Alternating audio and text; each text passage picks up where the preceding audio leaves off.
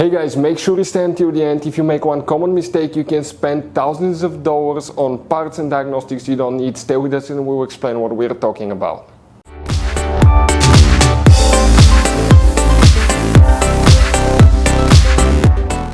Hey guys, welcome back to Auto Repair guys. Thank you guys for watching and subscribing to the channel. Today will be super helpful video to any of you guys having a Toyota Sienna, this generation right here from year 2011 to year 2020.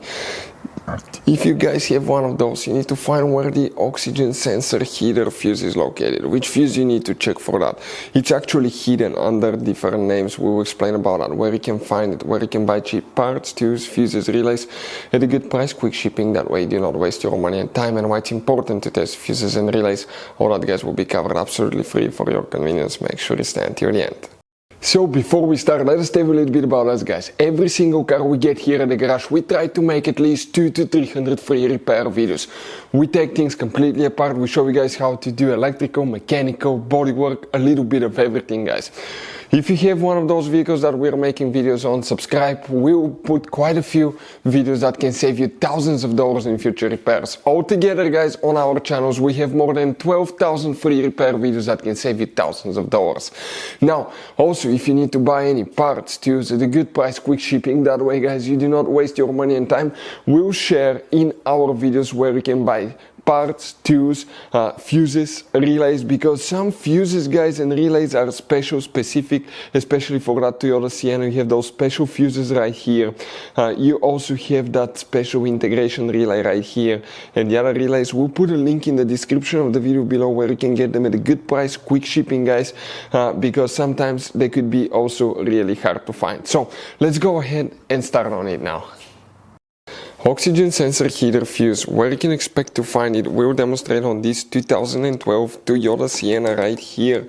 You guys have two different fuse boxes in that generation minivan, and they will work in both. First we need to open the driver door. If you look above the pedals under the dash on the left side, you will need to be all the way upside down. Right there under the dash you will see one white cover that looks like this one. Go ahead, remove it, and you will find the interior fuse box with a layout that will look just like this one here. Before we continue, let's explain why it's important to always test fuses and relays. So it is super important guys to always test fuses and relays, and something else as well, common mistakes people make. Sometimes you may think that a fuse is good, or you cannot actually see if the fuse is clearly burned, and in that case guys you may put the fuse back together, and you may end up spending money and time on parts you don't need, and all we had to do is just test the fuse. So we'll put a link in the description of the video below how to test the fuse. It takes only a few seconds to find out for sure if it's good or bad. The same thing for relays guys, okay? Some of those could be really expensive on cars, so we'll put a link in the description of the video below how you can test relays. And for some certain fuses guys, it's important to disconnect the car battery when removing them, otherwise you can burn the electronics. And for instance, working on airbags, fuses or anything like that, you need to wait at least 1 hour after disconnecting the car battery, and if you're not qualified and certified to work on airbag system, I will never recommend to do that guys. But when disconnecting the car battery guys, okay, common mistake people make, it's important to know which battery terminal you reconnect first. If you do it the wrong way, you can burn electronics modules. How we know about that? We burn before the traction control module on BMW that cost us $2,000 guys. So we'll put a link in the description of the video below which battery terminal to disconnect first. Check it out for your convenience.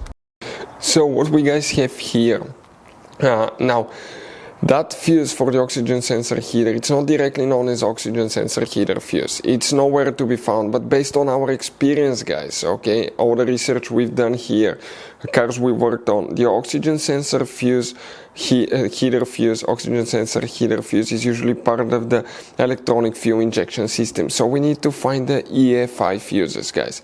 You will have multiple ones, but make sure to stay until the end. We'll explain something very helpful. Starting on this side, you count 1, 2, 3, 4. This is not used, but fuse number 5 is one that you need to check right here.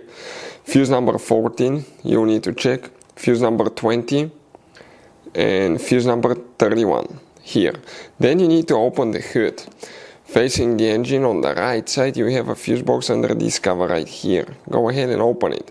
You will find interior engine fuse box here like this one. Now, here you need to check fuse number 3, fuse number 6, fuse number 7.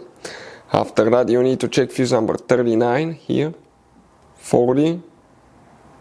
You need to check fuse number 43 and 46. Now the oxygen sensor heater fuse, most likely it's a powerful fuse, so it's very likely that you have fuse number 46 and 46 and 43 are the ones that you will need to check, but also 40 could be one as well, but most likely it's these two fuses, but check all of the ones that we listed.